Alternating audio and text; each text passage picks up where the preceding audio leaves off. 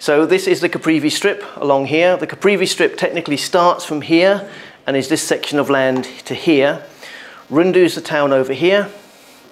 And as you can see, scale-wise, this is 575 kilometers wide. Now, to give you an idea, that's from Joburg to Maputo is shorter than that distance. For people who are from the UK, or know the UK, it's like going from London, which is the capital of England, all the way to Edinburgh, which is the capital of Scotland. Same distance, so pretty much all of England and part of Scotland. For anybody from Europe, it's like going from Paris. Anybody been to Paris? Go on, you want to go to Paris? Not yet? Oh, yes, actually, yes. Somebody has been. There's always someone, isn't there? From Paris to Frankfurt in Germany, so like half the European continent. So you're talking a big distance here. What is the Caprivi? Why is it such an odd thing? The blue dot, by the way, is the border. So this is Namibia, this section here. This country up here is Angola. Then there's Zambia, Botswana. Then there's this little country that you're poking in here. Does anybody know what that fifth country is? Zimbabwe. Whoever said that? Thank you. Well done, everybody, for saying that. And that's Zimbabwe in there. So it's quite an unusual. Why is it, well, it's actually technically not called the Caprivi anymore. So why was it called the Caprivi, and why is it such an odd thing? Because if you look, most countries are very irregular shape, but this has got this strange thing sticking into it. Comes back from colonial era, when the Germans and the British and the French and the Belgians were fighting over all the resources in Africa. So the British, being their normal colonial selves, had dominated all the good areas. The Germans came a bit later and took what was left, and the French were in the middle, well, doing whatever the French do, which we're never really sure. But the Germans had secured Tanzania on the east coast and Southwest Africa, as they called it, on the west coast. Meanwhile, the British had gone strategically. They'd got Kenya, Botswana, which was then called Buchananland, Zimbabwe, and the Congo area, so they'd captured all the central area. And the Germans realized that they needed to get supplies from one side of the continent to the other. Meanwhile, the British, on the eastern side of Africa, wanted a naval base down the east coast. So they wanted an island called Zanzibar Island, which I'm sure you've all heard of. Beautiful island, beautiful to go on holiday now. It's an island off the coast of Tanzania, but the Germans ruled Tanzania.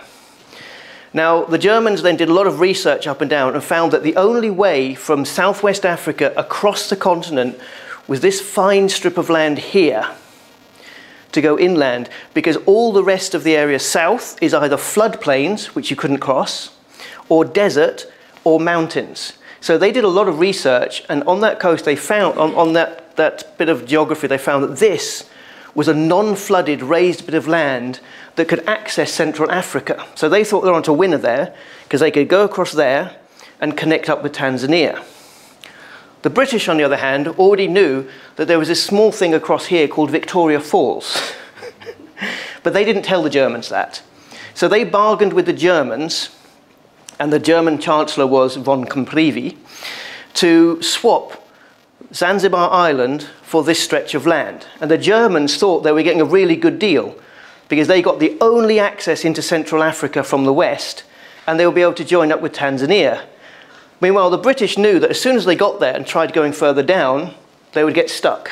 Because there's not only Victoria Falls, you've also got Kariba and a lot of other blocks in the way before they could connect through. But the British, of course, being very honest, didn't tell them, did the deal because they wanted Zanzibar, and that actually changed the dynamics of rule in Africa, because British naval then ruled the east coast, which then built up part of the British Empire and cut off the Germans from supply to each other, and that's why the Germans faded out of Africa. So it was quite a turning point in history, and the guy who got this land, and ironically he got a very high award for getting it, and then he got disgraced because they couldn't do anything with it. So it is a very interesting piece of land, both historically but also geologically and geographically. It is very unique for many reasons in the whole world. But that's how it got its name. Nowadays, because General von Caprivi was a German chancellor who ruled over a colonial power, and they're moving away from names. They've actually changed the names of the area to divide it into two. So you now have, so generically this is referred to as the Caprivi Strip. But now from this, that line here, this section here, is called the Kavango region. And that's because the Kavango River runs down here and into the delta. So that's the Okavango. And this is called the Zambezi region because this river down here is the Zambezi that flows into this area and then over Victoria Falls. So people may refer to it, they want to visit the Caprivi, that's this general area, the Zambezi, or the Kavango. They're all pretty much in the same place. So that's how the names are changed. Quite interestingly, in 1980, when South Africa ruled Southwest Africa, the people of this region, just this region, wanted to go independent. And Southwest Africa, the South African government allowed them to have an independent state, which I think was called Caprivi land, for 2 or 3 years when they self-ruled themselves in this section here. Mainly because it kept the Angolans from coming south, which were the threat in those days. So they became a buffer, and there was a lot of fighting along here. There were a lot of military exchanges between the Angolan army and these guys in this area during the 80s. But then when Namibia became independent, it just reverted to becoming back to Namibia. Interestingly, in recent years, as recently as 2001, a group of people from this area tried to become independent from Namibia. They tried to secede or make their own country. So they actually attacked Katima Malilo, that's the only real town in the whole area, and they attacked the police station and the army barracks there because they wanted to become an independent country. That was 2001. But there was only like a handful of them. They didn't really know what they were doing, and they all disappeared. I mean, they all got arrested and put in prison.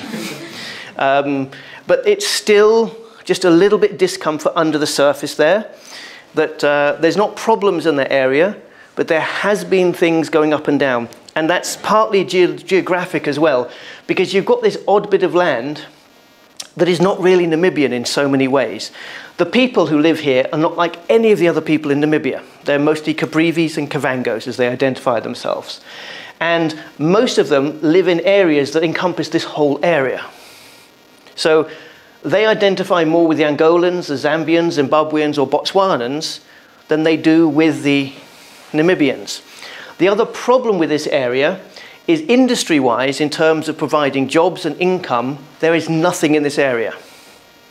There's no factories, there's very few towns. Rundu and Katima are the two towns. Davundu is like a junction, Kongola, small towns, and there's no infrastructure of any kind to provide jobs and a future. And Namibia is not really interested in them, as you know, because what do they do with an area? There's nothing they can do with it to develop it.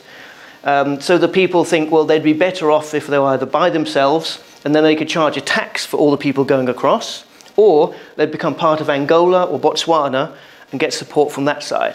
So there's still that sort of feeling under the thing, but the people themselves are incredibly friendly and very different from the rest of Namibians. So on this map, you've got the national parks on the Namibian side. So you've got Kaudum, which we're not going to touch today because that's not in the Caprivi. Then you come across Wawata, and this is where Popper Falls is. Then you come along the Caprivi Strip, and you've got Madumu and what used to be called Mamili, which is now Nakasarupara, two national parks here. And they're the national parks along there. This whole area of the Caprivi Strip is what's called a nature reserve. So it's not a national park, but it is a nature reserve, and animals pretty much roam free over this whole area. You don't have to pay any park fees to cross the Caprivi Strip. So you can take this is a tar road that goes along here. It goes through some of the parts of the park and the nature reserve, but you don't pay park fees unless you want to go into one of the parks. Now, when you actually put it against the other national parks in the area, you get to see why it's such an animal-saturated area. Because these green ones are the national parks in Namibia. All these others are the national parks in the surrounding countries. So this is the national park in Angola. I haven't put the name up, and the name is unpronounceable to me. So National Park up here is and you can see this as a massive national park. that forms the lowlands. You've got highland mountains of Angola up here, and this is the lowlands. So this is a massive national park in Angola. There's one on the Zambian border over here. Then on the Botswana side, of course, you've got the Okavango Delta. You've got Chobe Park, Savuti, Maremi, and that little one there is Linyati. And Victoria Falls is just over here. So this whole area is completely saturated with national parks. And the arrangement is in this area, along this whole stretch here, there's no border fence, either with Angola or Botswana. There's lots of natural boundaries because this is a completely waterlogged area. So there's rivers, quite big rivers, but there's no boundaries stopping the animals or the people crossing backwards and forwards. And this area here, from Chobe through to Khartoum, has the densest elephant population of anywhere in the world. So it's the most elephants. If you love elephants, you go and see them here.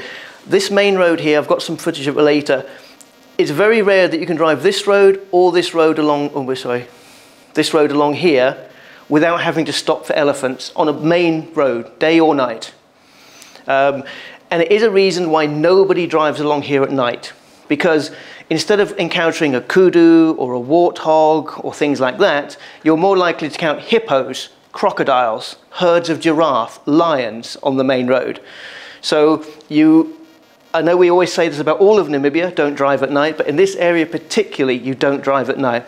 Until about 2002, the whole of the Caprivi Strip used to be closed at night. So there's a checkpoint at the beginning and the end, just past Kongola and just past Ivundu, where they would actually close the road and no traffic could go through at night. Now that wasn't actually done for the animals, that was done for security reasons. Now the road is open at night, but they actively discourage people driving at night. It is very dangerous for animals. The checkpoints are still there. The checkpoints, they're not checking anything. They might ask for your driver's license, to ask where you're going, but that's all they're doing. They're not veterinary points. They don't have authority to check your vehicle. They do have the authority to uphold the law. Make sure you're not drink driving, that you've got a driver's license, and your car is appropriate for the road. So that's what they're there for, nothing else. But yes, you can see why the saturation of national parks in this area is phenomenal. The Kavango people in general are tall,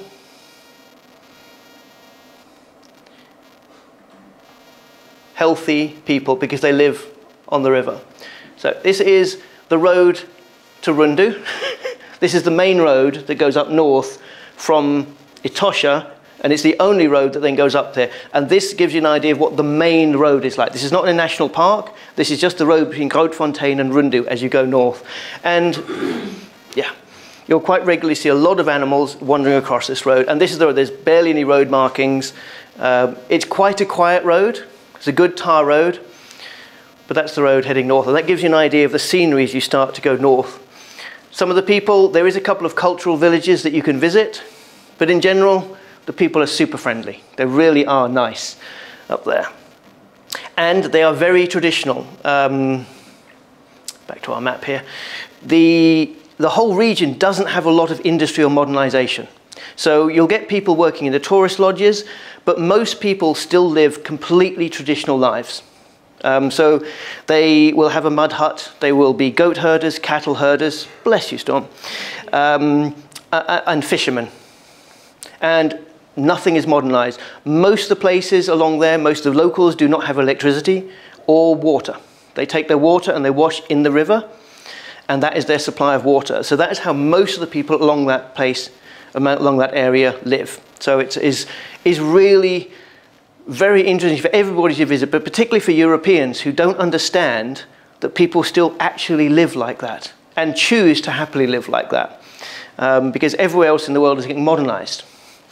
So it is always nice going up there. The biggest threats to the local people, yes, this is just showing the national parks and the distance that we're talking about. Now it is a tar road all the way through for Rundu to the different countries. This is actually the beginning of the Caprivi Strip. So this is actually going towards Rundu. So we're just at Kayasosi River Lodge. Have we done any business with them? Yeah.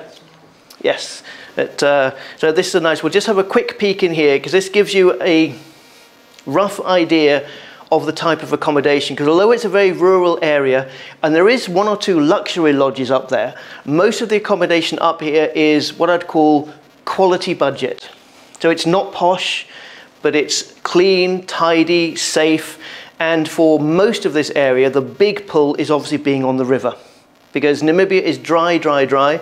So this is Kursosi Lodge, that's their deck. There's the river. Oops. What I meant to show you.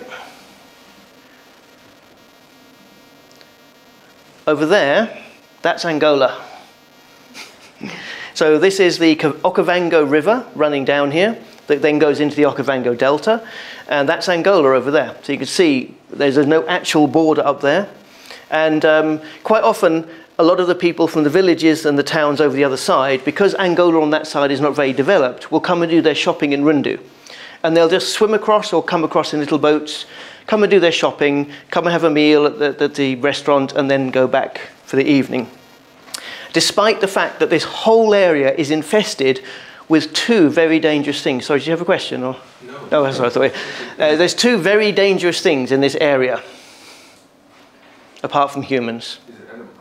They are hippos and crocodiles. This whole area is infested with hippos and crocodiles. In Namibia, it's the biggest area where people get eaten by crocodile. More people get eaten by crocodiles here than die in road accidents in Namibia. Because that is their source of life. They fish in it, they swim in it, they wash in it. People, and it's sometimes drunk people, will come across from Angola, will swim across to get drink on this side, have some drinks and then swim back. But also certain parts of the river are only about this deep. So you can actually just walk across. And there's restrictions on different on different food on different sides in Angola and Namibia, which of course creates a bit of a black market. People who want to save money can go and buy certain things cheaper over there than they can over here. Fuel is really cheap in Angola. So the locals will get jerry cans, put them on their head, walk across the river, fill up a jerry can, walk back, and then sell the fuel. On the other side, the Angolans come to the Namibian side to get different, what's the name of the maize? It's like a maize that is produced in northern Namibia that they don't produce in that part of Angola, and the locals from Angola come across and buy that to take back and feed their families. So there's a lot of people crisscrossing the river. And of course, it's just free food for the crocs, and hippos are being very territorial. So the lodges, mainly their feature is that they look onto the river. And there is wildlife everywhere here. The rooms, they're clean, they're tidy. Some will have aircon, some will have power, some will not, depending on the lodge. KRCC does have all of those. As you can see, and the style, I know a lot of you are going to say, this is very dated. Welcome to the 80s. The area really hasn't moved on from that time, so you will find that the lodges there are there's not many modern lodges there. Most of them are built either to blend in with the bush, I'll show you a splendid shower later, or they're quite traditionally built. So you're not going to get anything very modern, but it's going to be clean, safe and tidy. Can you remember the prices of the places you booked in the Caprivi? How would you put them? Expensive, cheap? Yeah. And I would say that's typical of the whole area. There's 1 or 2 lodges that are very expensive. There's not very much budget. It's all sort of like in that middle sort of section. But there is a nice selection. There's quite a few campsites along this area, right on the riverfront, and quite a few different places to stay. This is Rundu. So this is the big town of the north of this area. And this is the main centre of town. So there is a couple of petrol stations there, there's a couple of supermarkets, and it's your last supply shop before going across the Caprivi. At this point, if you've got meat or things in your car, you can take them right across the Caprivi. The checkpoints that are there are not veterinary checkpoints. So you're north of the veterinary fence, so anything you've got in your vehicle, you can take along the Caprivi and into national parks, no problem. However, if you're then going to go on to Botswana, Zambia or Zimbabwe, you cannot take that meat across the international borders. If you're going the other way and you've come in and you do your shopping here and head south, you have to cross the veterinary line before you get to Etosha, which means that meat isn't allowed to cross the border. So even if you buy your meat here, when you drive down to the veterinary line to go into Etosha, they'll take your meat off you. But this is probably at its busiest time of day. And then you head out of Rundu And you can see the scenery for Namibia is starting to change, and also how people live. So you are starting to get trees. This is the first checkpoint near Davundu. You have to stop at the checkpoint, wait for them to wave you on. Most of the time they'll smile and wave you on. Sometimes they'll ask for your driver's license and check the vehicle tax disc. And this is now the Trans-Kalahari and the area it's in. So it gives you some idea. And basically, they've just built a straight road, straight across. So I think there is a stretch here which is 210 kilometers, which is just like that. Not a single corner for 210 kilometers. It's a good tar road, and it takes a lot of heavy traffic because it's the only route from Namibia into Central Africa. So it goes to Zimbabwe, Zambia, Angola, Zambia, and onwards to DRC and Congo as well, and through to Tanzania now. Germans are a bit late on that one. But it gives you some idea of the scale and size and of the quality of road. It is a good tar road, but it is just a single carriage tar road all the way through. The locals, their form of transport, any idea, apart from boats, because obviously they go on the river, any idea how the locals travel around in this area? This is driving along. As you can see, you start to get bigger trees. This is so untypical of the rest of Namibia. Then we're coming into, oh, it must be in Davundu now. Yes. So we'll have to go for the donkeys later. This is very typical for the whole journey. Because the area is it's not a national park, it's a national reserve, not a national park. All the area is available for all the local people to use. So there's no boundary fences between where the cattle go and where the animals go. So you can be driving along the road. This is actually at Popper Falls Resort, which we're going to have a look at in a second. The falls, not the resort. And you know, there'll be cattle everywhere. Then you'll go around the corner, there'll be an elephant standing on the road. Then you'll find a giraffe. Then you'll go a bit further, and there'll be some goats running across the road. And then you'll go further along, there'll be a hippo standing beside the road. It really is just an amazing place to experience. And one thing that I'll come back to later, but you can see there's lots of big trees around here, but look around the ground, it's still incredibly dry. This is Popper Falls. This is one of the things we always say they really shouldn't have named it Falls, because you think Falls. That's Popper Falls. No, no, it's a series of rapids. It drops down quite a thing, but over like 5 kilometers. So this is the most dramatic part of the falls, which you can see from Popper Falls Camp. So it is one of those misconceptions that you expect, especially since you've got Ruacana Falls, Ipupa Falls, and Victoria Falls, all within an hour, which are enormous. And then you, okay. I mean, the number of people standing there going, so where are the falls? No, that's so we sort of nicknamed them Popper Rapids, but it just doesn't have the same marketing sound to it, does it? Popper Drop. I'm not sure that's, no. So that's actually Popper Falls. But the main reason for going is this. Now, at Popper Falls, does anybody know where this is? We're in Namibia now. We've gone to Popper Falls. Earlier at Rundu, we were looking across, we saw into Angola. This is Botswana. At this point, it's Botswana. So that's Botswana over there. And again, the main thing is river cruises are the most popular thing to see the wildlife, because you can go up and down the riverine system here, which we'll have a little chat about later, and you can go look into national parks in Angola, Zimbabwe, Zambia, and Botswana from the river. So you can actually get a really nice experience, and there's lots of river cruises. Okay, so we are now then heading into, to give you an idea of the national parks up here, Bwabwata National Park. So this is the one that's near Popper Falls. So Popper Falls is about 2 kilometers from this entrance gate, and then you go into the national park. It's run by the MEFT, the National Parks and Wildlife. So you pay your park fees per day and per entrance. All of these national parks up here are only accessible in a 4-wheel drive. Not an all-wheel drive, 4-wheel drive. Because all of this area is an enormous floodplain. Because as you can see, it's ridiculously dry around here. But as you'll see when we go around the park, so we'll just have a quick watch of this to see, so you can see the sort of road conditions already as you come into park. savanna grass, beautiful savanna grass, and sand, which has water underneath it. You get a lot of beautiful baobabs in this area, and the wildlife viewing in these national parks is extreme.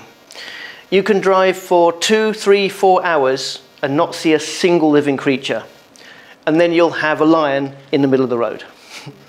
The beauty of this whole area and all these national parks is the chances are, I mean, I once spent a week in oh, here's some nice elephants, some nice green grass, in the park, and didn't see another person for an entire week.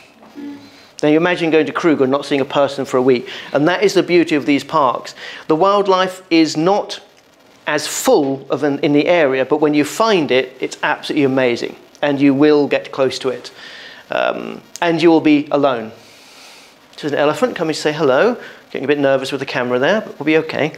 So this is in the national park. So this is actually still part of the national park here, and you're on this side. You shouldn't get out of your vehicle. You're allowed to get out of your vehicle, but you shouldn't because there's a lot of crocodiles along here. Were you outside? No. Oh. He's trying to get me into trouble, isn't he? And there's zebras, nice stripy zebras. Everybody loves zebras, moving swiftly on. These parks in the north have all the big 5 in them. So they have rhino, elephant, leopard, lion, and buffalo, thank you. Vaughan's favourite, the buffalo. And it's actually the biggest concentration of buffalo in Namibia is found in this region.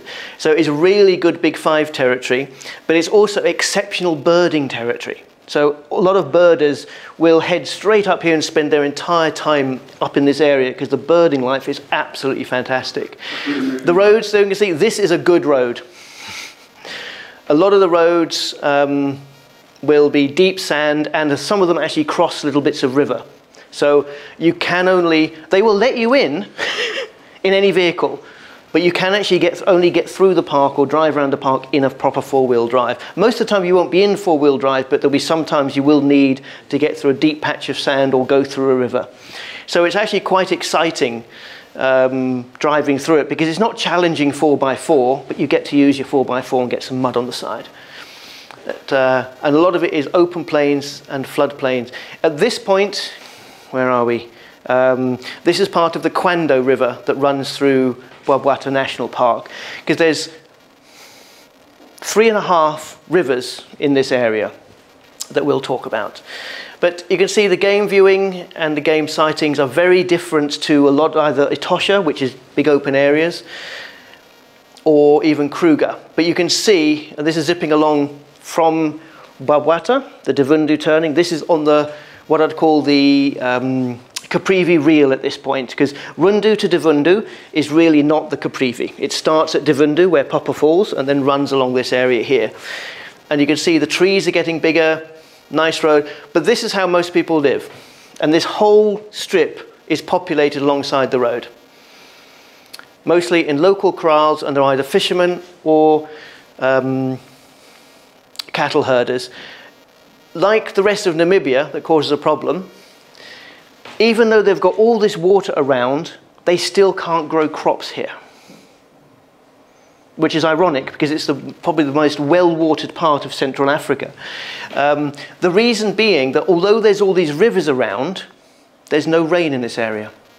So it's not quite desert, because a desert is an area that gets less than 30 millimeters rainfall a year. They do get more rainfall than that, but only very seasonally, and they only get about 50 millimeters a year, which is a very, so it's not enough to grow crops. So everybody has to live off livestock in the area. And of course, it, through a lot of the year, the ground is very dry. So it's quite a strange situation where the land is so bone dry, but there's so much water around. And occasionally you'll find a few people will set up irrigation points. I think now I might be onto local transport. But this just gives you an idea of the quality of the road. It's a good tar road. You will get stuck. There we go. So this is how the locals move around. But they're usually super friendly. They're going about, so he's just taking water. So now we've made it across to the thin part of the Caprivi, where it then comes out to a bulge at the right-hand end. And this is where Mudumu National Park is. And you can see here, the sand is starting to get a bit deeper. Again, like I said, all the parks, it's four-wheel drive to get around the park only. Mudumu and Mamili, you can't even drive into the park in a normal car. With the Bwabwata, you can actually access part of the top park in a normal car before you get stuck. With Mamili, or Rakapagula, whatever it's called, and Mudumu, you can't even get into the park in a normal car.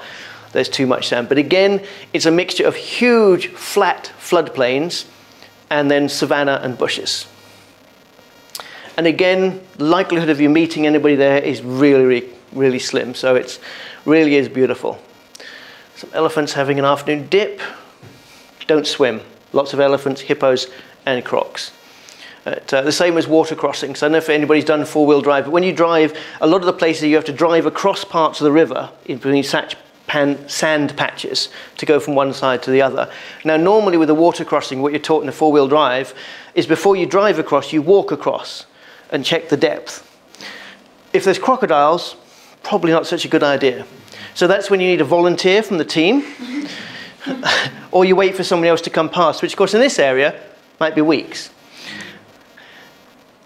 But the sightings are very beautiful, and for Namibia, it's so lush and green, which is why you like it, isn't it? It's got such a lush, but also it supports fantastic bird life. The best way to see it is definitely by boat, because you can go far further into the waterways by boat. There's buffalo, no, there's elephant and buffalo there all together. And all the lodges in the area generally will offer boat trips to go and visit the river. You can also fish in parts of the river, not in the national parks, but on the Okavango, the north side towards Angola, you're allowed to fish, which is good for tiger fishing. It's one of the few areas in the world. Tiger fishing is a very competitive sport, fishing. It's a very difficult fish to catch. But yes, elephants, elephants, elephants. Bird life, bird eaters, bee eaters, sorry, bird eaters, bee eaters. Carmen bee eater, they nest up there. It's one of the few places in the world where you can see these just in their mating colours, where they nest along the riverbanks by the thousand. And, of course, beautiful sunsets. So then we're further down. So I don't know if you can remember. I'll just quickly bring the map up. I'll just bring the correct map up. Boom. Okay. So where we were just now was Mudumu, this area here. And this is this little, it used to be called Mamili National Park. It's now called Nakasarupara after a tributary river that runs through it. So this is a tiny little park in the bottom here. So Mudumu is much bigger. This is much smaller, but it's a very special park because technically it's part of the Botswanan Delta. So it's like a little bit of the delta that's trapped in Namibia, just that little bit down. And the reason the Namibians have got it is because the Chobe Channel runs down the bottom of it. So the Namibians have access to it and the Botswanans don't. But this is driving along the road here. This is a very typical sight to see along the road, along the main road. Herd of elephants just charging across the road. And they have some big herds up there. Through the park itself is all roads like this. It is deep, sandy, overgrown, but beautiful vegetation. And I think we're going to go to the tented camp. Ah, yes, it's shower time. As you get into this more remote area, the camps in general tend to go one or two ways. They tend to go extremely luxury or extremely rustic. So you don't skimp out on things like water and food and electricity, but the camps themselves are quite basic and not to everybody's taste, but they do give a very, very nice attached to nature feel. So this is the tented lodge. So they've built it on stilts because often the water fills up to here. So when the river floods and it expands, the water comes up. So they're all built on stilts. So sometimes you can be completely surrounded by water. But the views look over into the river and onto Botswana. Now, can anybody spot where the hippos graze? it's not cut, that is just where the hippos eat. So the hippos come out every night and munch on the grass, but they've got their boundary as to how close they'll go to. I don't know if the lodge had a word with them and said they mustn't scare the guests, so come up to here, or where the hippos going, they're humans, I'm only going this far. You know, it could be either way. But that's where the hippos come out every night and graze on the grass there. That's just very beautiful. But, and literally that is Botswana. And that's the top of the Botswanan Delta. The rooms, beautifully equipped, fans, not 24-hour electricity.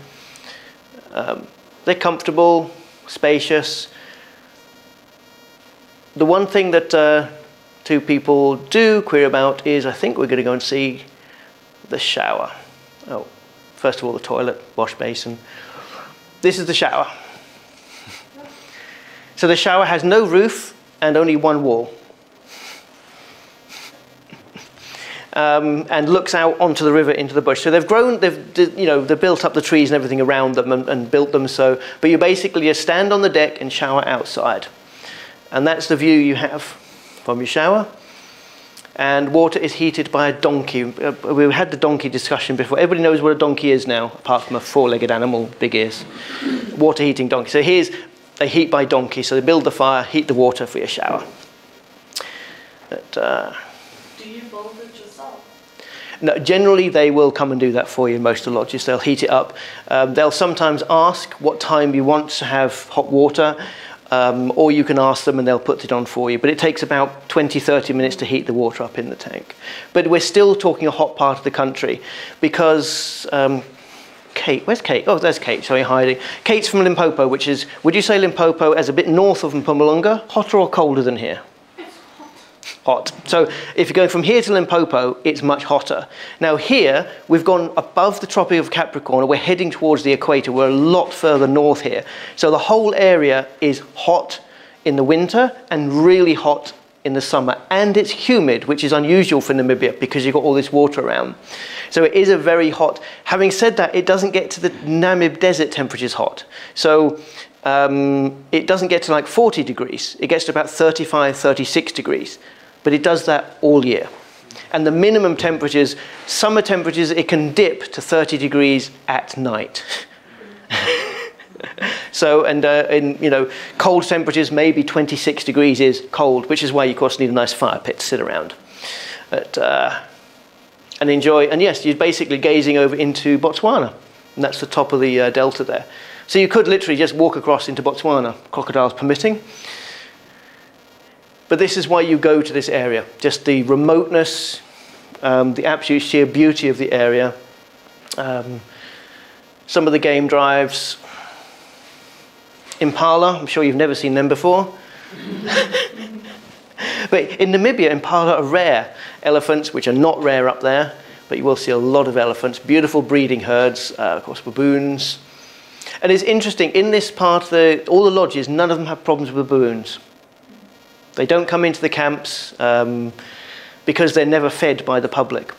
Fish eagle with a fish.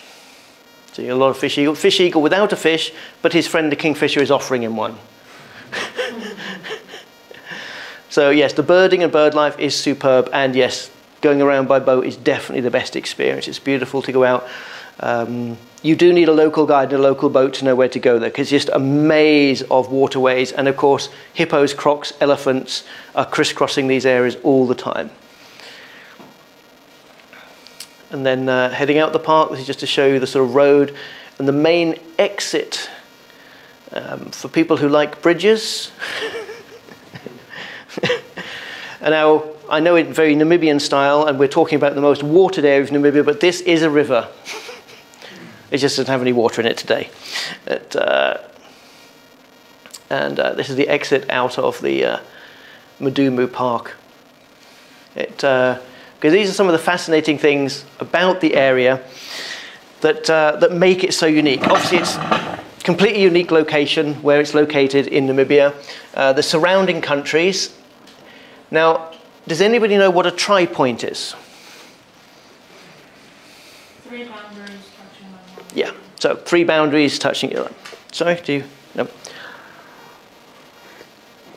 So a tri-point boundary is where three countries share a common border, where they're connected together. I'm trying to think, so we've got, in Limpopo actually there's a tri-point where there's a border with Mozambique one side, South Africa and Zimbabwe. It's a tri-point. There's 150 tri-points in the whole world. So there's quite a lot of them. So from that, does anybody know what a quad point is? Where four countries all join together in one place. Do you know how many of them there is in the whole world? 3. One. There is only one in the entire world, and that's here, at Impalala Island, where we're going to be heading to next. So it's the only place in the world where four countries all join together. And it's a bit of a geographical anomaly. It's caused by the rivers. Now we're now going to have a geology lesson on rivers. So there's, as I mentioned, the 3.5 rivers that run into this area. You've got the Okavango. Now the Okavango River starts in Central African Republic, in the middle of Africa, flows through the Congo, goes into the Angolan highlands, which are up here, then flows off the highlands and comes down here. The road is built beside the river, joins Namibia here, so just past Rundu, this is the Okavango River, flows through here, goes over Popper Falls, that's the Okavango River, and then floods into this area, which is the Okavango Delta. It's the only river in the world that doesn't flood into the sea, because most rivers come from mountains and flood to the coast and go out to coast. The Okavango Delta is the Okavango River flooding inland. So it's the only place in the world where this happens. So in this area, which is like, and this whole area, there's very rarely any rain, but for most of the year it's completely flooded because of water in Central Africa. It's quite incredible. But it gets better than that, because as the water levels, as there's more rain comes down and floods through, the water levels go up and down in the delta.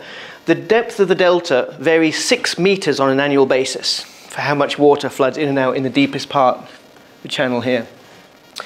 But as it gets over a certain depth, it gets this, you can see a fault line here. The water then spills over, but doesn't flood this area. This is Mound down here. Mound never gets flooded, but it's right on the edge of the delta, because underneath the ground, it's all sand at that point. The water floods over, goes underground, floods across Botswana.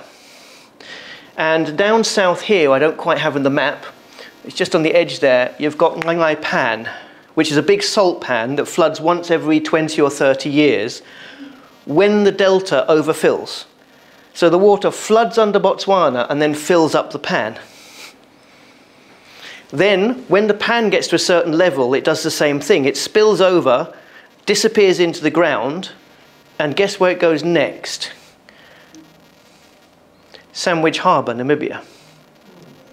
So it then flows from Angola, from Central Africa, Angola, through the mountains, into the delta, underneath Botswana, onto the pan, out of the pan, under Botswana, under Namibia, and out to the sea at Sandwich Harbour. So it's quite incredible that water coming out of Sandwich Harbour started in Central Africa. It's quite an amazing, so it's a very unique river, and yes, it's the only river that technically doesn't flood into the sea. So that's the Okavango, and that's why it's called the Okavango Delta. So that's that main river there, that runs there. Then you've got the Zambezi River, which of course is famous for going over Vic Falls, over here. The Zambezi River also starts in Congo, floods through the highlands of Angola, and then it comes down here, crosses over at Congola, comes through. So all the water we were seeing on these parks was from the Kwando River, which we'll come to, and the Zambezi River, that then floods along here, goes to the border here, and then goes over Victoria Falls, which is on the border with Zambia and Zimbabwe, and then goes over into Zimbabwe, Kariba. And does anybody know where the Zambezi floods into the sea? Mozambique. So the Zambezi floodplains of central Mozambique come from here, from Central Africa. So you have Central Africa through Angola, along this border, over Vic Falls, right across Zimbabwe, into Mozambique, over the Kahorabasa Dam, which is the hydroelectric dam in, near Tet, and then into the sea on that coast. So all the rivers that flood down here, one doesn't go anywhere at all, and one goes all the way out to the east side of Africa, even though we've got the coast just over here. It's really quite interesting. The Kwando River is the third river I mentioned, also comes down. It's the only one that starts in Angola and ends in here. And that actually gets dissipated, and some of it goes to the Okavango Delta, some of it goes to the Zambezi. And What's the river? Kwando. And you'll see there's one or two lodges. The lodge we actually looked at used to be called Kwando Lodge because it was on the Kwando River. So Kwando is a name you'll see popping up here, and it's named after that river. So that's the three rivers. But I also then mention 3.5 rivers because I like my halves. So the most famous river in this area after the Zambezi is what everybody refers to as the Chobe River, because Chobe National Park is basically, well, you've got Okavango, this is Chobe National Park, and this is the Chobe River running along here. But the Chobe River is not actually a river. Does anybody know roughly what defines a river? Water? Not in Namibia, no. But generally water. But it has to have a source and it has to have an end. The Chobe River has neither. So the Chobe River runs between the Kwando and the Zambezi. And depending on which river has most water, the water of the Zambezi floods across the channel towards the Kwando. When there's less water, the water from the Kwando floods along the thing. So it's actually a channel. It's called the Chobe Channel because the water in it can flow in two directions depending on the time of year, which is also because most rivers run in one way, but the Chobe Channel can run both ways. So yeah, and that's that river that runs along here, and that's exceptionally good for animal viewing because basically all of this in Botswana, this section is all national park with some of the highest concentrations of animals in the world in it. So Chobe River cruises are very, very popular. But that was just a very quick geology and geography lesson on that area. So we're then heading to these areas which are sort of towards Katima, that are, let's bring the map up again, in this section here. Because you see the roads here, they're all tar roads that connect Divundu to Divundu. Divundu, you can actually go down here and cross the border and go to Shakawe in Botswana. There's a border crossing here. You can do it in a normal car. I've taken Flash across here. This is a tar road to Kongola, the tar road to Katima, where you can then cross into Zambia. There is no border crossing into Angola across here. But you can, at this end, you can go to Botswana, here you can go to Zambia.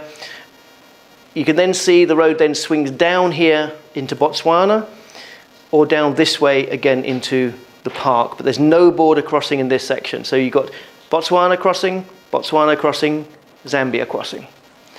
Then at Kasane Kazangula, there's no crossing from Namibia into either country here. If you want to go here, you have to come across the border here into Botswana, then drive across here to Kasane, then you drive across the border from Kasane into Zambia, then drive across here to Vic Falls. So it's actually although it's quite close, it's quite a complicated process. Apart from those roads marked on the map, which are all tar, there is no other roads joining that area because they're either inside the national parks or they're floodplains. So they are the only routes across. But there's a lot of lodges, and the ones we're looking at now, in this area here. So this is Impalala Island, and this is Chobe Riverfront, and Chobe River Camp, which you've made some bookings with. They're all dotted from this road here. So this next section that we're going to look at is from that area. And this area is completely four-wheel drive. So I think you can get to Chobe River Camp with a normal car, but driving around anything else in the area is going to be four-wheel drive. But Chobe River Camp and the camping site there is accessible in a normal car. Having said that, not many people make it up here in a normal car. And that is now Zambia on the other side of the river. So we've had a quick tour of all the continents. And in this area, although it's not a national park, and it's not protected by national park status, is completely wild. All the wild animals there, because it's basically between all the national parks, and it's sort of being disputed as to who owns what, depending on which country, because we all want to know where the hippos live. But they're in no man's land. It's a nice tiny little croc there, drifting along, looking for a snack. But again, it's riverfront, elephants, hippos, crocs, bird life, some whistling ducks in the corner there, and of course lots and lots of buffalo, which in South Africa we sort of take for granted, but in Namibia they're exceptional to see. As you see, big trees, but again, the ground is really, really dry for most of the year because there's no actual rain. All the water is around and underneath.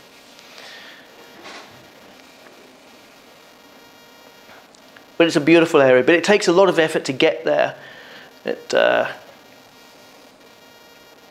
Because I did put it on Google Maps, which when it comes to Namibia, distances are not to be trusted. That, by the way, is a herd of buffalo in Zambia. And literally, we're on the game drive in Namibia, but they're in Zambia. And a lot of sable and roan, which again are some of the rarest antelope. There are beautiful herds of them up there. It's one of the most difficult things to spot. I don't know if can anybody spot them in this area, but there is a lot of them, is the predators. Lions, there's very few cheetahs in this area because cheetahs don't really like water. Lions don't like water either, but this area is really good for lions and leopards. But they are some of the most difficult animals to spot, even though there is a lot of them in the area. Unless on the occasion when they just come and lie on the road or sleep in your camp, which does happen. But they have their beautiful, healthy lions up there. Some of the healthiest lions in the world because they're well watered, well fed, and they have very little dangers. And as you can see, they're very concerned. That was just one of the falls in the park. And then, yes. So a typical scene, I think we've actually now moved round.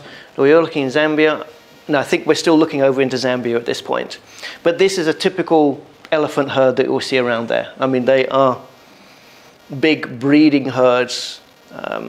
Absolutely beautiful to see. And of course, you can take a boat cruise and sit here on the boat watching them. And look how excited they get. They smell the water there. They're so happy. And the other thing is the elephants there, they don't encounter a lot of vehicles and tourists, so they can get curious, especially the elephants. And it's not like the Kowloon where there's been a few incidents. In this area, the elephants have a lot of water, they have a lot of freedom, they have a lot of food. They're not aggressive, but they are still curious. So you do have to be careful. But yes, the whole area in total is quite awkward to get to because it's geographical location. Because if you're coming from pretty much anywhere, it's a long way to go. But there is a lot to see there. But I'm guessing most of the people that do go through, way up the end there, don't spend much time in the area, which is a shame because all the national parks, it's not like Etosha or Kruger where you can drive around for half a day and you will see lots of animals. You need to spend 2 or 3 days in the national parks. You don't need to drive around much. You just go to the floodplains because there's no waterholes in these parks because there's floodplains everywhere. So you just drive around and wait for the animals to come in and out of the water. Okay, have I missed anything off? Is there any questions about the Caprivi? Yes? Park fees. So you get the national parks and you get the reserves. So reserves, no fees payable. No fees payable. Reserve, but the parks. If there's a couple of areas, like this is the main road that goes from Rundu through to Katima and then into Zambia. If you're on that road and you're in transit, you don't pay any fees even if they go through the national park. So they do cut through Bobwata and a bit through Madumu. The road does go through them. The same as also, just in point of interest, when you cross the border here, this road here to Kasane is actually in Chobe National Park. But again, you don't pay the park fees because it's a national road. So the national roads that run through the parks, you don't have to pay park fees. You only pay the park fees if you're going to stay the night or you're going to go off the main road. Fuel stations. Are there fuel stations nearby? Rundu, Katima, which are about, 575 kilometers away from each other. That's actually the actual driving distance is 680 kilometers between those two stops. They're the two reliable fuel stations. There is fuel at Divundu and Kongola most of the time, like 90% of the time. But you do need to resupply at Rundu. In terms of shops as well, Divundu has some basic shops, Kongola has basic shops, Katima has better because it developed to actually serve customers in Angola. But most of the people who live in here are village people who live off the land. So they don't use shops very much. So when you go to a shop, you're going to find the things in the shop that are sold to people who live off the land. You know, they're not going to have my favorite cheese and things like that. They're going to have the basics: sugar, maize meal, UHT milk, powdered milk, tea and coffee.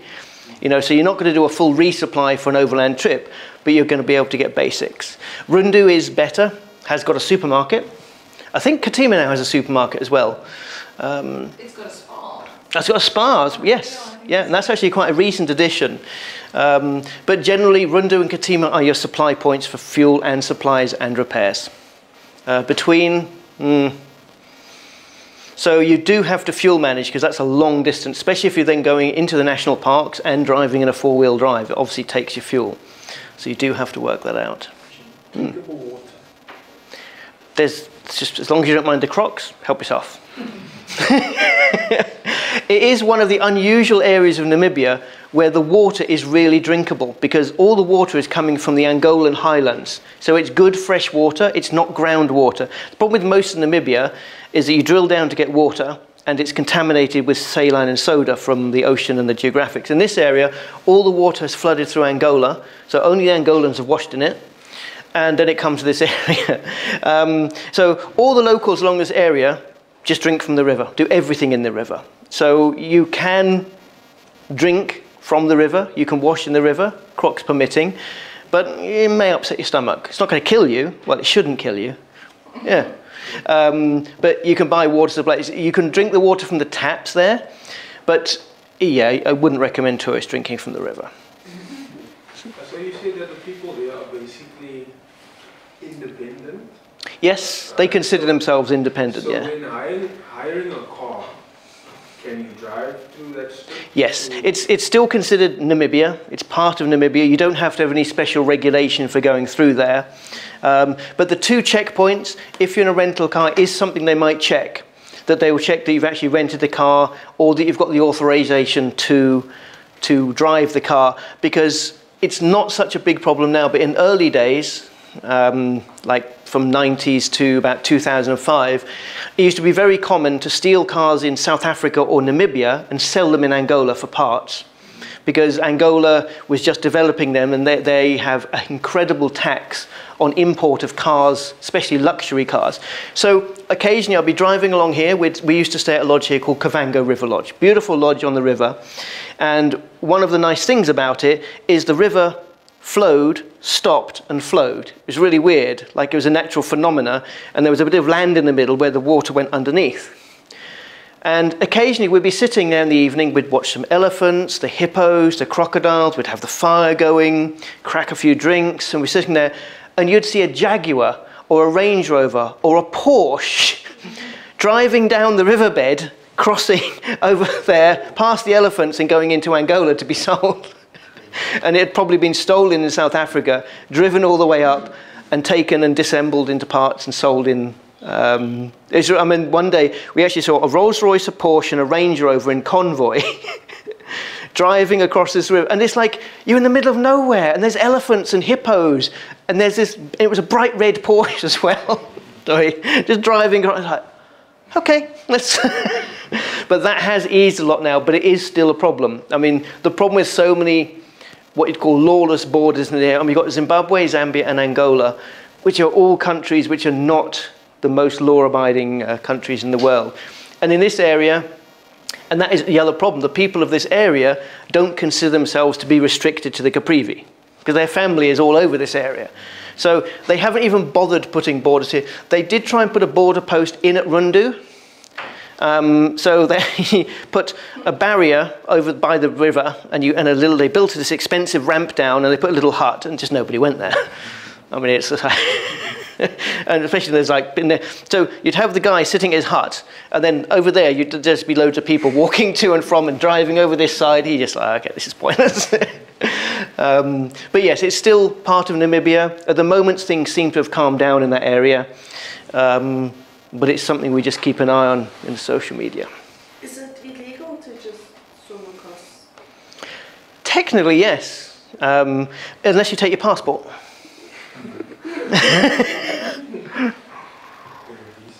So it's similar to like eating the snack in the supermarket already, and as long as you just and pay the rap. Yep. Yeah. One of those things. Yeah, I mean, there's nobody on, you know, it's like you're more likely to be eaten by a crocodile or chunked in half by a hippo than you are confronted by an Angolan official. Depending on where you do it. If you do it at Rundu, when you come back, you might have problems because the officials and the locals will say, what's this crazy person doing on the river? And they might report you. So when you come back, and you say, oh, I just, you know, went for a swim. Yes? Malaria and bilharzia?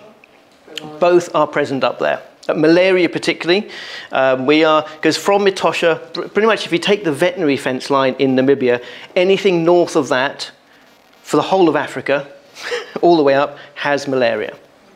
And of course, being in such a well-watered area, which is what the mosquito needs, there is a lot of mosquitoes around. They are quite seasonal though, because the advantage is that mosquitoes need standing, stagnant water, and all this water is moving. So it's not as bad as it sounds, but just after the rainy season where there is puddles around the bush, then then the malaria spikes. But for 9 months of the year, there's almost no mosquitoes, but there's a lot of flies, a lot of insects. They're a nuisance. There is bilharzia in some parts of the water as well, but again, it's most of the water is moving water. So if you do fancy a swim with the crocodiles, you always go in a place where there's lots of fast-moving water. Then at least you're safe from bilharzia. There is Ngepi Camp. You said you'd booked with Ngepi Camp, didn't you? Yeah. Ngepi Camp, they are on the Zambezi River. They've actually made a swimming pool in the Zambezi River where you can swim with the crocodiles. It's non-refundable. No, but what they've actually done is they've actually made a floating platform and built like a giant shark cage underneath it. So you can then jump in and you can swim in the Zambezi River and you're fully protected from the crocodiles and hippos. And sometimes they do swim right up in front of you. I've seen a hippo, because hippos don't swim, you know, they run at the bottom, they sink, they run along the bottom. And I've actually seen a hippo run underneath me as they just, because they're curious about all the motion. And crocodiles, of course, they see something thrashing around in the water. To them, it could be an injured animal, which is a snack. So they often come and have a look. But you can actually then go in there and swim in the Zambezi River with the crocodiles around you. And nobody's come back and complained about it, so it obviously works. I can't complain anymore. Any other questions? Talking of complaining in one arms, it does remind me, for crocodiles, I'm sure, I hope they've changed the training now, but when you trained as a guide in Namibia, they taught you defense if you were attacked by animals, and crocodiles were actually one of the things you had to defend against. And you defend against a crocodile attack the same as you defend against a lion attack. Does anybody know what that training is? That's exactly the opposite. The worst thing is you must not run when attacked by any animal. But this was the genuine training they gave you when you first trained to become a guide in Namibia, this is in the 90s, so hopefully they've updated it, but it's Namibia, so possibly not. But if you're attacked by a crocodile or a lion, you shouldn't run, you should face it and Sacrifice a limb. stick your arms out like this. Yep, because if you're attacked by a crocodile or a lion, when it attacks you, it can't see you because it opens its jaw wide and its vision is up here. So you haven't got the time to react to roll out the way, because it's not the movies or a PS Station game. So you do this, and you jam your arm down its throat, and it chokes and spits you out. Oh, really? Well, I never tested it, oddly enough. But the guy training us, he said it worked every time. You possibly just lose the arm where you have like multiple puncture wounds, but who cares? Yeah, you're alive. You're alive. Yeah. But I thought we should always end the training on a cheerful note. So if you have any problem with the management, remember your best defense. Thank you, guys. Any more questions? Well done? Great. Okay. Thank you very much.